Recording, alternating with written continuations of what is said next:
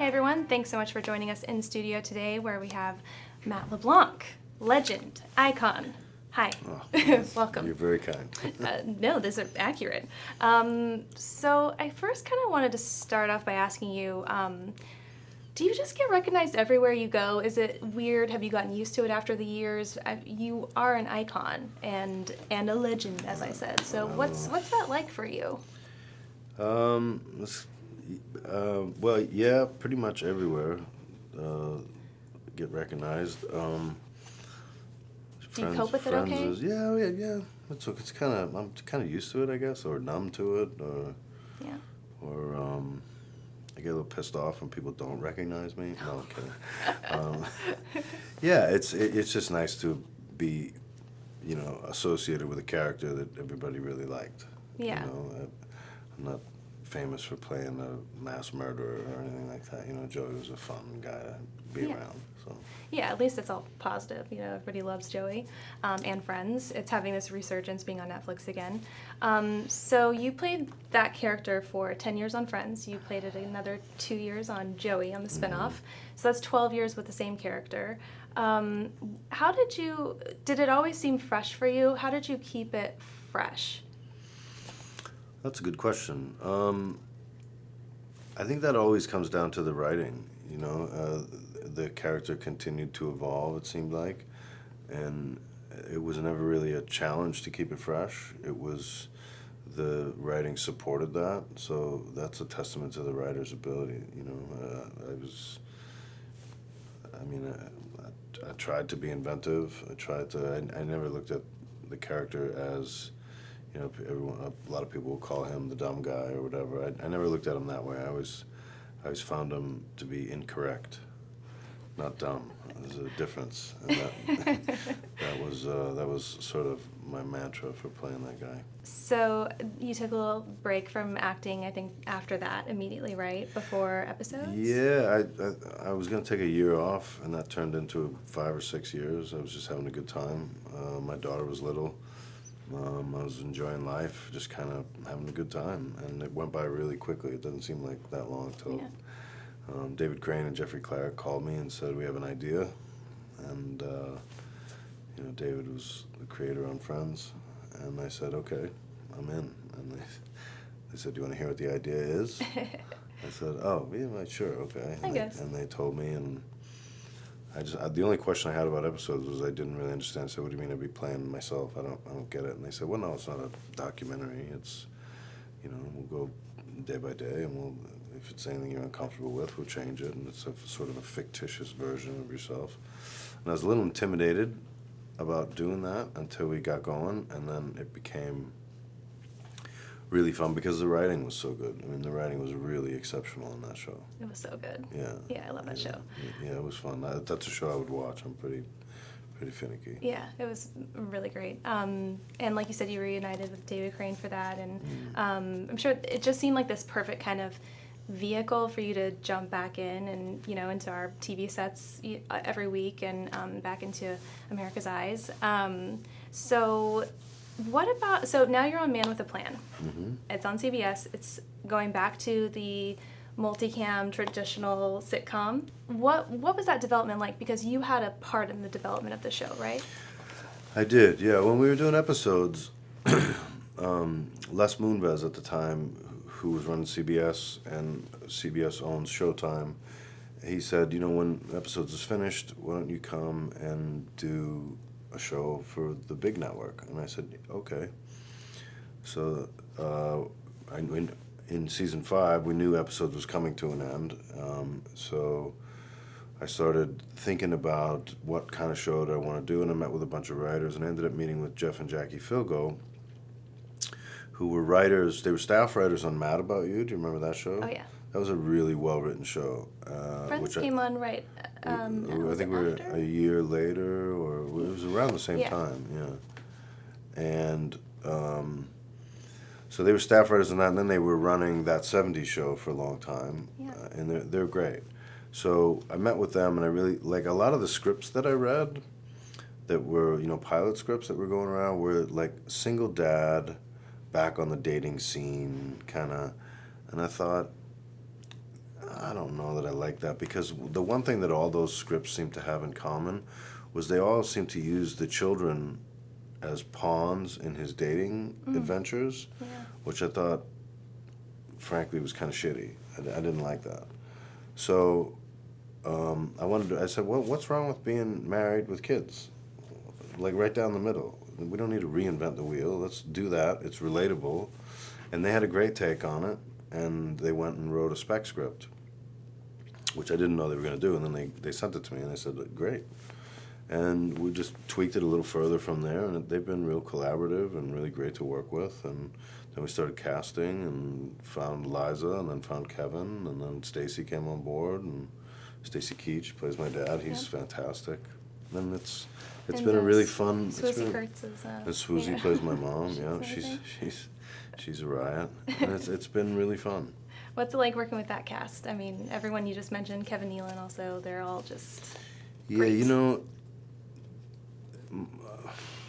my background in sitcom is largely Friends. And Friends, I was a part of a cast where you could, if you equate it to a football team, you could give the ball to anyone and they could run it into the end zone. So that's what I was looking for. I want to have a strong cast around me where anyone could score the joke. Anyone, you could give the blow to the scene, the final joke. You could give that to anyone. Anyone could drive story. You know what I mean? You want to have craftsmen around you. It makes me look better. So we found a great group of actors that everybody's really, brings the A game every week, and they're all really talented. Were you involved in the audition process, bringing everyone in? Yeah, and read with reading everybody. For chemistry reads or Read whatever? with a lot of people, and it's interesting. There's a lot of there's a lot of different ways to play a scene.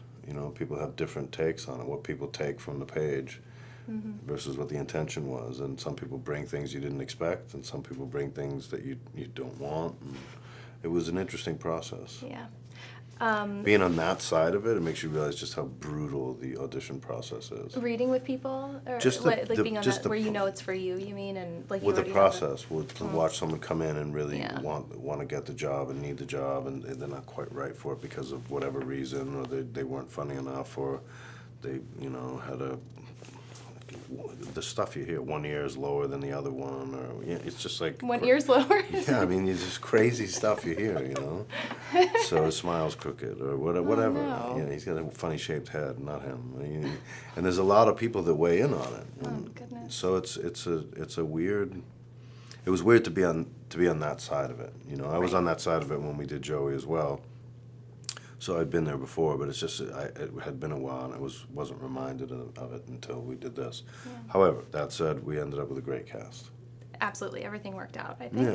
Yeah. What can you tease about season 3? I know a couple of episodes have already aired at this point. So season 3, at the end of season 2, my business is kind of floundering a little bit. We've had some problems with the company we work for.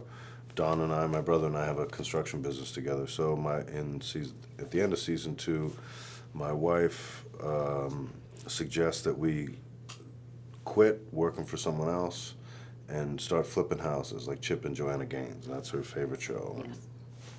She's got a knack for interior design, so Don and I talk about it. We say, okay, so now we're going to be working together. And so that's what nobody realizes is, if you work with your spouse, that's a lot of time spent together. Yeah. That's all day. That takes a very specific type of relationship, a very strong one, to sort of navigate that. And so that we run into a bunch of problems dealing with how much time we actually spend together, working together and living together and raising the kids together. And it's fun. Lowell's wife leaves him, Matt Cook's character. So he's on his own. So we kind of take him under our wing. He's a little more involved in the family now. And he's our IT guy for the new business, which is fun.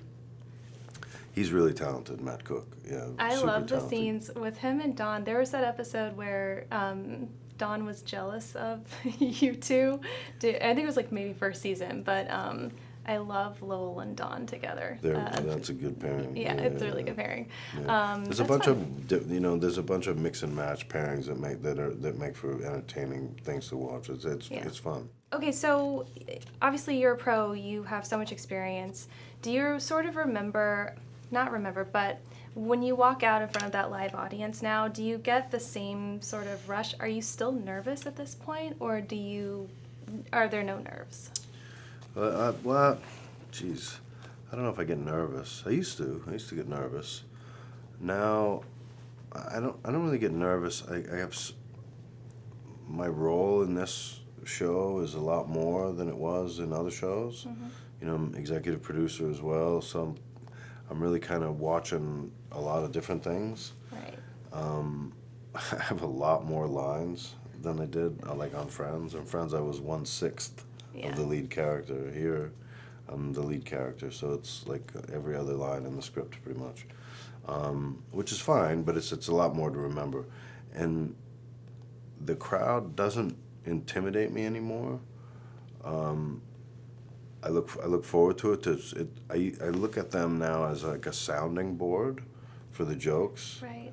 Because if they're not laughing, it's probably not funny. Do you know what I mean? Yeah. And if they, how sometimes a crowd, they'll get that moment where they go, ooh. Yeah. So you know that they're following along with the story. Are they invested in the story? And I'm kind of using it I'm just looking at it from a slightly different perspective nowadays. So nervous, not really. I guess when jokes don't work and don't score and they don't laugh, you get a little nervous because that's not a great feeling. Yeah. You know? It's like asking someone to marry you and they say no. You kind of go, oh, that stings a little. Yeah. How about if I ask you this way? Yeah. Let me ask you. Let me hold the ring in the other hand. I had the ring in the wrong hand. That's what it was. Well, let me try this other line. That wasn't what I meant to say. Yeah. No, I get you. What challenges do you face as an actor now? I mean, you tend to be drawn more towards comedy, it seems. What is challenging about that? I like comedy. Yeah. I mean, other than, comedy and drama are very similar. You have the things that are relevant in a drama are all there. They're all present in a comedy. You have a relationship that you have to maintain. You have conflict. You have resolution. You have, a beginning, a middle, and an end. All those things are there. But in a comedy, it has to have a rhythm that makes it funny. Yeah. And so you still need to be true to the character. You still need to be true to the conflict, and the stakes need to be there, and all that stuff. So it's in some ways harder, but I just think comedy's more fun. I like to laugh. I'm that guy that's, and when things get really tense and awkward, I like crack a joke or leave, or I don't like to be uncomfortable. I don't like drama in my life too much. I like it to be smooth sailing, fun, and funny. Would anyone or have you already discussed anyone from Friends guest starring? Because I know you all kind of jumped in. Wasn't David Schwimmer in Schwimmer did an episode of episodes, yeah, that was and fun. Web Therapy. I feel like everybody did. I Lisa Kudrow's show. I did an episode of Web Therapy, yeah. Any chance we can see that? It hasn't really even been discussed at this point. There's always a chance. Sure, yeah, stay tuned. Okay, we will. Never say never, right? Yeah, exactly. I mean, we're all open. Any chance anybody can get. I feel like to see at least two of you on the screen together, people just flip out. We even had Gunther on episodes. Oh my gosh, I don't remember that. Well, I have to go back and check it out. That's amazing. Last question is, you have been acting a long time, and I noticed that it doesn't look like you have any directing credits. Are you interested in that? Yeah.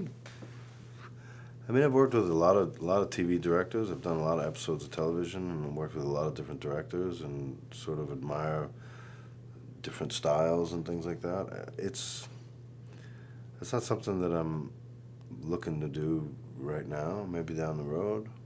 I don't know. Okay. We'll do you ever see. do any writing yourself? No. I learned something from Jim Burrows a long time ago. I asked him, because he's so smart and his notes are always so good.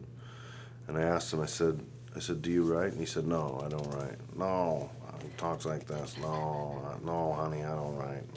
I make the writers defend their writing, which is very interesting. Like he'll ask he asks why. He makes Yeah. them defend the right. He's a super, super, super smart guy, and he's seen it all.